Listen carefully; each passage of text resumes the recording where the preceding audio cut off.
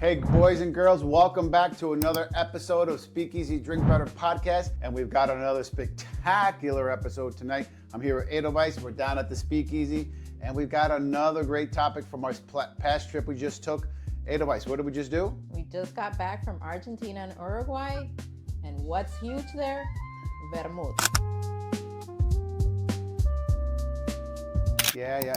Guys, listen, if you haven't seen the past couple episodes that came up, all that was from the previous trip. We did a lot of wine tasting, a lot of great food. We had a lot of good cocktails, a lot of good beer. Cocktail bars. So watch out. Look out for those episodes. We've been talking about all this great experience we had. We were there for a couple weeks, and it was quite the journey, I'd say. But I think one of the big things that really came out of the trip is there are other types of cocktails and drinks that are just very standard or socially, it's part of life there. It was a great experience for us because, we'll talk a little bit about vermouth and different types and what they're used for, but here in the US, it's not something people drink. Well, except I'm gonna do a shout out to a good friend of ours, Diane, is the only person that I have ever known to drink vermouth as a drink or a cocktail. So I told her, like, you would fit in so perfectly in these countries because that's what they do. It's their aperitif. It's kind of like the equivalent to the Aperol Spritz in Italy, or how nowadays it's bled into U.S. culture, right? We see Aperol Spritz making a Spritz is everywhere. And Aperol, it's everywhere, and it's a very Italian. It's Italian thing. And I think it's very approachable because it's convenient. It's very simple to prepare, and we'll talk about this on another episode. There's a lot of push for these lower alcohol type cocktails that are out there, and these spritzes kind of fit that mold, and we'll talk about it in a different episode coming up after, and you guys will see that. So guys, if we ever see Vermouth make an entrance into like U.S. culture, we said it first. Thank us. But here, guys, listen. So let's do a little of that. Let's start. Talk to me. So Tell me, what do we got here? So we've got a whole selection, and listen, we have vermouth here at the house all the time. Why is that? To make cocktails, right? Which cocktails primarily? Well, let's go down the line. We'll talk. Vermouths. You got some of the Amaros that we have back here. We have the Noninos and all those. Those are kind of a similar type of profile, but vermouth, very particularly, has a particular area where it really hits. So guys, let's get back into some of these vermouths and where they're coming from and what they're used for. So I got a good selection of different ones, and we picked these up in different areas just to give you a regular lineup. And you might recognize a couple of these, especially the ones that are here on the right, because they are one of the main ingredients in two of the most world-known cocktails. Yep. One being the Dirty Martini. Dirty Martini, which is this one. So Dirty Martini we'll use. White vermouth. So it's a white vermouth. So this is great. This is really good. So, but this is standard. This is Tribuno. There's a lot of these Italian ones that are out there, and great stuff. And how easy is it to find? Pretty much you can find this at any liquor store, I would say. So, and moving on, the next one we have is what we use for the Manhattan cocktail. One of them. This is the You'll see if when you pour it and you compare the colors, this is definitely going to be richer, deeper color. And there's also different price points, guys. This one's a little bit pricier than some of these other ones, holding better quality, but I think in a cocktail, it all comes together. It makes a difference. So I always say that the quality of the ingredients that you use in cocktails is kind of relative to cooking, right? When you cook, better ingredients. Keep talking, I grab another 2 glasses because we're gonna need a couple more tasters here. So, but keep going. I'm over here just grabbing some glasses. So and then I see another one to the far left. That would be the other pretty popular brand you pretty much find everywhere that we keep it always stocked in our bar because it's one of the main components to a Manhattan, which is, of course, if you guys know, there's other drinks. Favorite signature drink. What other drinks would you use it? Well, listen. We made some other drinks. We had the jockey one we came up with. There's a couple ones. It's gonna give you those. It's usually gonna give you those deeper notes, more of those earthy type flavors. These are both of them side by side. Not much difference. But very if you different put notes. Side by side, let's not confuse. Those are the two red vermouths, I guess you would say. But put it next to the white one, and guys, you'll see the difference. But also the white one. Yeah, I'm showing. I'll put them all out there. You can look at them. A little bit lighter. Definitely lighter. Yeah, but see, I just poured these two, and a very different profile. This is very much, has a lot of kind of floral, but more spice notes, very much like oregano, like those types of flavor profiles. This Dolan versus the Antica, completely different, but they're both vermouths that you can use in a, let's just say the Manhattan, which is our classic one, and they'll taste completely different, but the flavor is different. Yes, I agree. Now think about this, the Manhattan you're gonna make, first you can do it with bourbon, or you're doing it with a rye whiskey, which I prefer the rye because it works just personal preference. And honestly, you see that more and more. Rye Manhattans versus classic bourbon-based Manhattans. I find that a lot of bars are leaning more towards the rye. I mean, it's personal preference. A lot of places, or a high rye bourbon. A high rye bourbon, but it gives you that spicier flavor. But now think about it. You can do bourbon, you can do the rye, and then you've got all these different gamuts of vermouths which are adding to the profile. Because you try this, right too. Look at them, they pour next to each other. They're pretty similar color-wise, but nose, they're very different. And flavor profile, two different drinks. You know, I mean, the color too. I mean, I was comparing the white one with the red, but even the two, this is a lot deeper. But even get the nose color on those two. They're very different. Yeah, this is more bitter. One has a little more bitter. And so a lot of the vermouths, guys, you'll see, it's like, and why people drink the Fernet, which is another one that they drink a lot. That's really... I call that an acquired taste. It is. They drink it with Coke. The Coke helps cut it because it's very bitter. So if you're into like the Negronis, so if you're into those things have the Campari, which gives it that really big bitter punch. And if you're set your profile, some of these sometimes will tend to go a little more bitter depending what you like. But this is where I think we had an aha moment this past trip. But so before we get down there, guys, this is another one we picked up. This one we actually picked up in Spain. In Spain. Yeah, last year we were in Barcelona and we were at. We came back with this is Ana Cordonio, right? I think it was. I think we visited them. And that's an organic one, I believe, right? They walked us through the whole process of making this vermouth, which again tastes. This is very different. So completely different, like. But even the flavor profile. This is very chocolatey. Very chocolatey. The color. But just even the flavor. It is very sweet.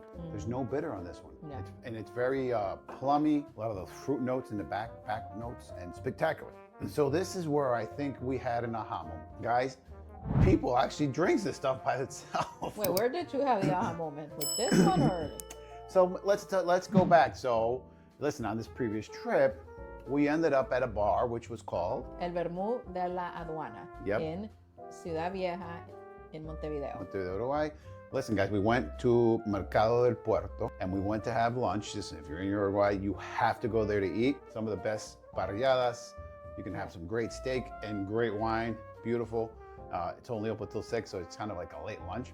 Heavy late lunch, but we went there, and then on a stroll back up, we just happened to walk into. We're walking down this pedestrian street, and it just literally caught my eye because it is that aesthetic. You know, I'm all about the aesthetic. Anything that is aesthetic will immediately catch my eye. As did this place. I looked at it, and it looked so charming, so pretty from the outside because it had this vintagey look to it, and it had tables outside because, of course, we were just there, and it's their summer. Another thing that caught my eye from this place was the fact that on the window it said Coctelería Al Paso, or Coctelería de Pasos, something like that. And that just, I'm like, okay, it's a bar. And of course it was open. It was late, a Saturday afternoon. It was like 4 or 5 o'clock. So we sat outside. They brought us the menus, and oh my God, that was it for me. The menu was what sold it. I know I'm giving a spoiler alert.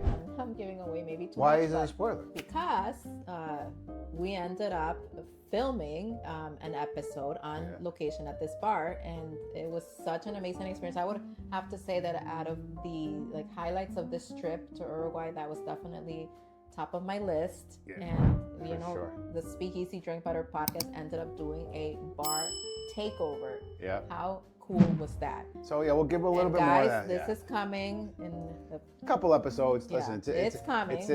Andy's got to do some work. He's got some editing to do. But guys, listen. But we ended up at this bar. We met 2 great folks, Nico and Guillermina. And you know, well, Nico, one of the owners there, met with him first, explained the menu. We had some really good cocktails, some great conversation. Then we ended up talking to them further. And then we came back to film. But one of the things that when we were there that we saw everybody drinking was Vermouth. Vermouth. And it was literally, I would say, I mean, if we want to like compare it, I would say it's the Aperol version to like Uruguay. As I would say, Fernet con Coca is in Argentina. Fernet Yeah. is probably like bigger in Argentina, and Vermouth That's a good is comparison. the thing in Uruguay. So for comparison purposes, Vermouth is to Uruguay what Aperol spritz would be to Italy. that makes that's a good comparison. And yeah, so literally, I would say 75-80% of the people that we were sitting there with were drinking and vermouth. I was so apprehensive about it because I've never been a big fan of vermouth. Actually, if we go really go back in the day when I would not get anywhere near a Manhattan. And it's funny because I've told this story several times how this has always been your drink. Even like before I met you, you were drinking Manhattans. When I met you, that's all you would order. And I did tell this story on our Manhattan episode. You know me, right? You know, I would be like, how do you even like this? Like, I just could not get past the vermouth flavor. And how did I get into drinking Manhattans? Because you decided to swap the vermouth for port wine. Port wine, which is another fortified type of, but it's not as bitter, not as yeah. like, you know, strong of a flavor profile as vermouth is. So vermouth is, or what you perceive, what you perceived it to be at that point, because this is exactly what we're talking about here. Is we all had a perception of what vermouth was, and even on this, we're seeing there's a lot more to it. It's a lot more complex, and it's not what we always thought it was. And you're making a really good point. So this is was my perception of vermouth and how I got into drinking Manhattan. Slowly, I graduated to then drinking it the way it's supposed to be with vermouth, but still not something I would have ever thought to drink by itself or like on the rocks. And Uruguay did it for me. Yeah. Specifically, el vermut de la aduana. So thank you guys for introducing me to like a good vermouth. Hashtag el vermut de la aduana, barrio viejo. Ciudad Vieja. I'm not sorry. I brain farted. Sorry, I brain farted there. Sorry, but listen, guys. We had such a good time there. I think we ended up going 4 times there when we were there. And for some reason, it kept on falling back in our path back. So we ended up there a couple times. And even, guys, we'll even talk about it in the other episode. We actually met with them on a Monday. And next, we're hanging out with them. They do like a Monday get-together with some of their good customers. Next, we were hanging out. We had a big charcuterie plate. We were sitting there. It was a spectacular night. We hung outside. It was probably 70 degrees, summertime in Uruguay. Outside, cheese, all kinds of food. Can we go back? Yeah. Listen, we'll go back again. Nico, set us up. We'll be back next Monday. Okay. We'll be flying back. But guys, one of the things we learned. Let's go to about. So this is one that we picked up there. We actually, thanks to Nico, gave us this bottle, and we bought this back of this because there's a whole new renaissance of vermouth, of small distilleries making this stuff, and wow. And oh my God, guys, I cannot begin to tell you, if you ever had any reservations about vermouth, you were like me, like, oh no, no, thank you, no, I'll pass. You gotta try this stuff. Or if you ever get the chance to go to Uruguay, I strongly encourage you to do it. It's a beautiful country. It's great. The food is great. The people are great. And they really do know how to make a good vermouth. So we literally went and we got educated on what vermouth is. So we ended up having this, and then she goes, drink it. We went to them, and because we had them prepare a cocktail, I said, okay, listen, you educate us. And then we educated them after, but it was a swap. But yeah, I can't wait to taste that again because I feel it's gonna totally transport me back to Montevideo.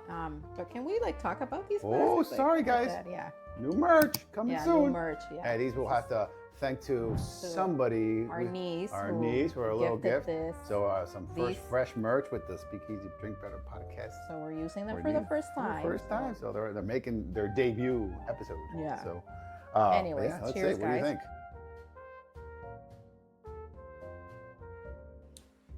Well, I have to say, this tastes. It literally is. I can just close my eyes and picture myself back at Vermut de la Aduana in Ciudad Vieja. So delicious, so refreshing. It's giving me summer vibes. Yeah, it literally was the middle of summer. We're sitting there. That has a lot to do with it. But it's simple, pretend guys. We're there in 80-degree weather and not in. But there's nothing to it. Jersey. It's literally rocks glass, some good ice, some quality vermouth, and a slice of orange. So good. That's all it takes. And this is, we were really this really just did the 180 with us with the vermouth on that trip. And now it's like, Yes. now I think we're going to go down a vermouth rabbit hole after this because I think there's a lot more to learn about. Oh, I thought you were gonna say now we're gonna go back to Uruguay and find. stock up on some more. I'm telling you, we only brought one bottle back, and because we had some other wine that we brought back on this trip. So we had already accumulated a few bottles from being in Mendoza. in prior to Uruguay, that. we went to certain areas in other episodes. You'll see we were in Maldonado in Uruguay. We were out just outside Montevideo. A bunch of beautiful wineries or bodegas, how they're And called. Maldonado is closer to Punta del Este. So there's more, but this was like the aha moment with the vermouth. So that's their listen. Everybody was drinking this all day long. I mean, literally, it's a simple serve for the summertime. It seems like something it's very easy to prepare. It's great for. So I can see us if you're having a typical Uruguayan asado. Like, you know, which is more of a meal. It's not about sitting here having one steak. It's more of a long. It's an experience. So I think if you're doing this is one of those drinks. It's a very low alcohol drink. It's very refreshing. It it's goes over down ice. so easy. It goes down like water, yes. So you sit there and you'll drink this off all day. So, but we also did learn of the other one, which is called a Come on. Medio. Chop, medio, 50-50. And this is one I had never tried. So we're going to try one here today. So we'll use 50 of the white. And I think... Yeah, you do that, honey. You prep that while I would just I'm going sit here, to do look 50. pretty, I think I'm going to do 50 of this one here because I think this will be a good mix with it. I don't know if I want to use 50 of this because we only got one bottle. No. I don't want to use it up. I feel it's too precious right now. The other stuff I could burn through if we mess something up. Who gives a crap? But that one I don't want to mess up. I'm going to drink it straight. So, guys, if you get a chance to stop by the Speakeasy Drink Putter, if you get a special invite to come down here, you got to try this. Ask for a taste of this. We'll give you a little bit, not too much, because unless you can bring us another bottle for replacement, I'll serve you. Well, I already promised our friend Diane when I was telling you that it's a huge vermouth aficionado. We ran into her coming back from our trip. Oh yeah, she was coming back from Ecuador, and I said, "Well, you gotta come try." So Diane, invitation is still open. Bottles here waiting for you, and yeah, she's the only one because she's the only one that we know actually has admitted to drinking vermouth and has a true appreciation for it. And listen, and we did some talking about vermouth in the previous episode. I think it was the holiday one. Remember we talked about vermouth because I grew up with some of my aunts. You grew up in an Uruguayan family, so it makes total sense. Now I get it. Like I always you're having that second heard about the vermouth and your aunt drinking vermouth like on the rocks by itself. And yes, the holiday episode where we went down memory lane, it was all about the vermouth because again, you come from an Uruguayan family, and it all came together. It all clicked when I was there. I was like, oh, I see it now. But I think the difference is that I think the vermouth has come a long way from what it was before. So it's a 50-50. So we had a version that they made us. I think theirs was a little bit more bitter. I think the white a little bitter, but this is still very good, right? It's not as bitter. It's got it does have a bitter punch to it. A little bit, but I think the one we had that Guillermina prepared. Theirs was better. Theirs was better. Sorry. I'm not trying to compete. I'm just using what I got here. I'm trying to make the best. But so there you go, guys. Listen, if you have a chance to pick up some other bottle of better quality vermouth, there's some standard stuff. We know which ones they are. TD Ross Seal, those are out there. Those are just pretty standard, but I think there's a better quality product that you can get and have this great experience. So, I mean. Well, guys, I hope we have changed your mind about vermouth. And if we didn't, please go and test it for yourself and let us know what you think. But for now, we got to get out of here. So thank you guys for joining us, watching. Please subscribe, like, comment. And as always, drink better responsibly. We'll see you next time. Cheers. Cheers.